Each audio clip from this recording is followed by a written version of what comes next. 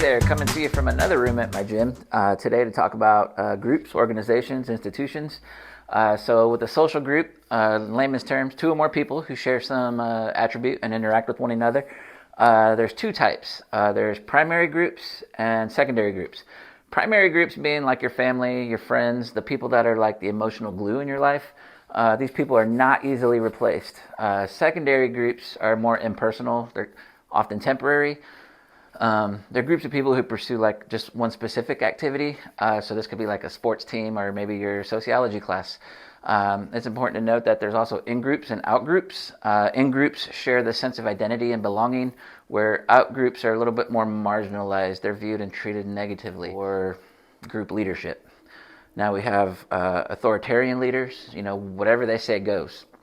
We have democratic leaders. These leaders are more inclusive and they encourage group discussions, that sort of thing.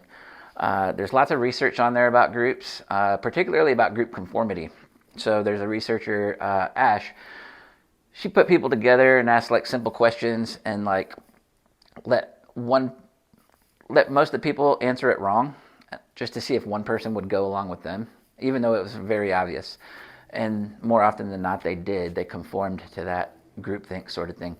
Milgram, he tested obedience in group settings. He gave people a list of words to memorize, and people over here the ability to shock them, or so they thought. These people were supposed to pretend they got shocked if they got something wrong. And when they did, they got shocked. Even though the person didn't want to hurt them, the authority leader kept telling them to do it, so they did it.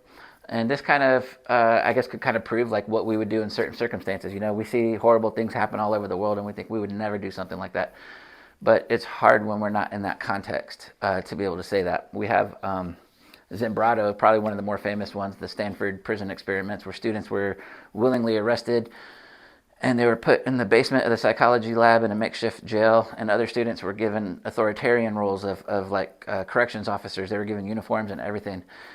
The problem is they began to treat them worse and worse to the point where it was inhumane, and they had to stop that experiment early. I believe there's something interesting about that on Netflix you could check out. But then we have Irving Janus, who did most of the research on groupthink. But she did it more on a larger scale. For one thing, she talked about groupthink when it came to not taking the threat of Japan very seriously right before they attacked Pearl Harbor, or the groupthink of like we could clean house in Vietnam and bring democracy, ignoring some simple facts that it was an unwinnable war. So yeah, that's a little bit about groupthink and groups. Now I would like to talk to you about organizations. This is a group where like everything around has the same expectations and goals. There's utilitarian organizations. These provide some sort of income or reward. Think about your job, for example. There's normative. These are shared interests that people have that they think is rewarding. So think of like volunteerism. If a group of me and other people go to the park to clean it up every Saturday, that's an example of like a normative organization. Then we have coercive organizations. These are what people are often forced into. So think like prison, drug rehabilitation, mental health facilities. These can be more forced on people, which leads us into bureaucracies. Bureaucracies, we only hear it in a negative sense, but like it just attempts to accomplish goals efficiently and rationally. So in a bureaucracy, people perform really specific tasks. There's this hierarchy of authority. There's very explicit rules and regulations. And it can be very impersonal because there's this expectation of professionalism. It's also very qualifications based. So they hire people based on their qualifications, which isn't always the case. So we can tell a bureaucracy from something that's not a bureaucracy. But some dysfunctions with that is it has a very weak reward system for the employees, right? It has very rigid rules, and this can lead to people feeling alienated. So think isolation, powerlessness, the work can feel meaningless. So yeah, those are some dysfunctions of that. And also, probably the biggest dysfunction is communication. Because it's hierarchical and information comes down from the top, there's a lot of lost information in between the other levels of the hierarchy. So that's a really big dysfunction too. Something else to consider in this is a sociologist named George Ritzer, who came out with a book called The Mcdonaldization of Society. And he has this theory of Mcdonaldization. We're going to use McDonald's because that's what he used at the beginning. About 4 things within Mcdonaldization. That's efficiency, calculability, predictability, and control. So if we look at the McDonald's model, they're very efficient. We go in, we go out. We know what we're supposed to do. We go to the counter, we place our order, we either sit down or we leave. Same thing with the drive-thru. Very efficient. To look at calculability, they wanted to look at the things that make them profit. So, for example, sodas, those are marked up like 600%. So there has to be some efforts to calculate profits, right? You got predictability. That McDonald's is going to look the same no matter where you walk in, probably in the world, pretty much the same. Not always, some have play areas, some don't, but other than that, it's mostly the same. And then there's control.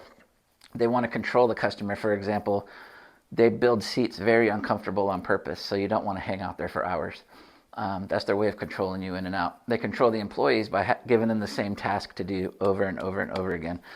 So that's a method of control as well. So you can apply this to a lot of different things in society. That was the goal of Ritter, was to be able to apply it to other things, which we're going to do later on. So to get into some of the theoretical concepts, we have our first macro theory, which is functionalism, is what we talk about. Functionalists would say that organizations are made up of interrelated parts and rules and regulations that produce cooperation in meeting a common goal. So a criticism of this would be that it obviously ignores dysfunction. We have another macro theory called conflict theory, right? Conflict theorists would say that this promotes inequality and that the people that benefit in these groups are the elite and not the workers. So I guess a criticism of this would be it assumes that more equality leads to a more successful or productive organization, which has been proven to be not the case many times. Then we have our theory that can be macro or micro, which is feminist theory. Organizations tend to not reward talented women, and they tend to exclude them from decision-making processes. Women tend to hit a glass ceiling. This is not new knowledge. A critique of this could be that it's not necessarily intersectional. And when it is intersectional, it usually promotes a black-white binary, meaning it talks about white women and black women, but often leaves Asian women and Latino women out of those discussions. So there's some criticisms of that as well. And then we have our micro theory of symbolic interactionism. Symbolic interaction would say, we're not puppets. We can affect what goes on around us in a group, in an organization. There's things we can do. We can strike. We can come together and argue. But I guess a criticism of this would be that people often find themselves stuck in circumstances they can't control. So that would be an example of a criticism of symbolic interactionism. So the last thing we're going to do is apply social institutions to like a social issue. So we're going to talk about obesity for a second. So there's the institution of pharmaceuticals. They want to sell people pills to get skinny, right? You have the institution of insurance with healthcare costs. A lot of people don't get preventative care because it's too expensive to go to the doctor. You have mass media that is promoting unhealthy activities and unhealthy food. You have schools that many are doing a better job of serving healthy meals, but a lot of them are still having sugary snacks in a vending machine for their students. And you have families. We develop our eating habits from our families by the time we're 4 or 5 years old. So sometimes that can't always be a good thing. And then we have the economy. For example, if you live in a neighborhood like mine, we don't have access to fresh fruits and vegetables. We don't have a grocery store in our neighborhood. So that's an example of how to apply social issue to all these organizations and institutions to hopefully learn to collaborate to make a better society. So next time we're going to talk about crime, deviance, social control, that kind of thing. So thanks for listening. We'll see you next time.